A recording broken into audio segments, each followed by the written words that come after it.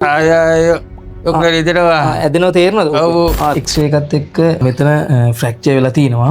එතකොට අපි ට්‍රීට්මන්ට් එකේදී අපි හිප් ෆ්‍රැක්චර් ට්‍රීට්මන්ට් එක පටන් ගන්න ඕන. අපි හිප් ෆ්‍රැක්චර් තියෙන ඒරියා එක මුලින්ම ඕපන් කරගෙන ඉවරලා පේෂන්ට් අවම වේදනාවක් වෙන වෙලාවේදී චුට්ටක් වුණා. හරි මේ ආකාරයට කකුල සකස් කරගෙන ඊට පස්සේ අපි තෙල් සාත්තුව මුලින් පටන් ගන්නවා. මේ ආකාරයට අපි විල් එක මේ ඒරියා එකේ කකුලටම තෙල් සාත්තු යන්න ඕන.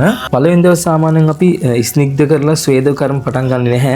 ඒ කියන්නේ අපි එක්ක පොට්ටනි ස්වේද හෝ වේවා නාඩි ස්වේද හෝ මුලින්ම කරන්නේ නැහැ. මොකද ඉන්ෆ්ලමේටරි කන්ඩිෂන් තියෙන නිසා. ඊට පස්සේ අපි දෙවෙනි දවස් හෝ තුන්වෙනි දවස් ඉඳන් අපිට පුළුවන් පොට්ටනි ස්වේද හෝ නාඩි ස්වේද පටන් ගන්න. අපි අද තෙල් සාත්තු කරලා ඊට පස්සේ පත්තු දාන්නේදී බලමු. කකුල පරිස්සම් කරගන්න ඕන. හොඳද? මේක අපි කියන වෙලාවට බර ටික වැටෙන්න ඕන.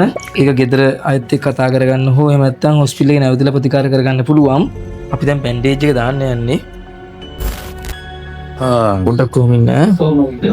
අපි දැන් කරන්න හදන ඊළඟ මේක ට්‍රැක්ෂන් එකක් දාගන්න ඕනේ. ඒකට අවශ්‍ය කරන මෙන්න මේ විදිහට අපි හදාගන්න පුළුවන් මේක. හොඳද? කොහොම වුණත් අපි ට්‍රැක්ෂන් දාන්න මෙන්න මේක අපි උපයෝග කරගන්නවා. හොඳද? ඇදෙනව තේරෙනවද? රයිට් හරි.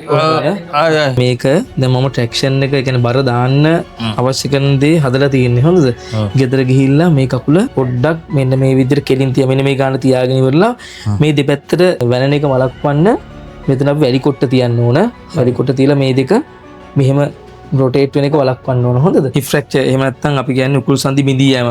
මෙන්න මේ වගේ අපිට තෙල් ගාලා පත්තු බැඳලා ඉවරලා මෙන්න මේ වගේ අපි ට්‍රැක්ෂන් දාලා ඉවරලා සහ අනිත් එක තමයි කකුල පෙරලෙනකොට මෙන්න මේ දෙපැත්තෙන් මෙන්න මේ වගේ ආකාරයට රඳවා ගැනීම මගින් සාර්ථකව මෙන්න මේ ෆ්‍රැක්චර් එක සුව කරගන්න පුළුවන්.